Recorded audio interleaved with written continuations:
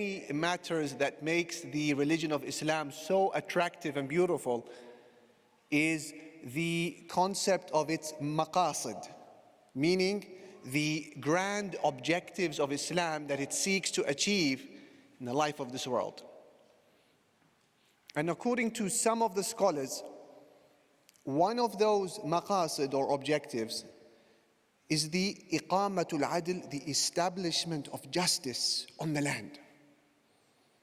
Allah subhanahu wa ta'ala, when speaking of justice in the Quran, He mentions it side by side with the revelation of the book.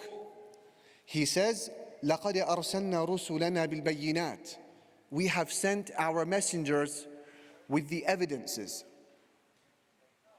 وَأَنزَلْنَا مَعَهُمُ الْكِتَابَ وَالْمِيزَانَ لِيَقُومَ النَّاسُ بِالْقِسْطِ. We sent with those messengers the kitab, the book, and the scales, so that people establish justice. Book and scales. And Allah said, وَالسَّمَاءَ رَفَعَهَا. The heavens, He raised it high. وَوَضَعَ الْمِيزَانَ. And He placed the scales. أَلَّا تَطْغَوْا فِي الْمِيزَانِ. So that you do not transgress in the scales. So the establishment of justice on the land is one of the grand objectives of the religion of Islam. And the opposite of this naturally is ظلم, injustice. ظُلُمَاتٌ يَوْمَ الْقِيَامَةِ.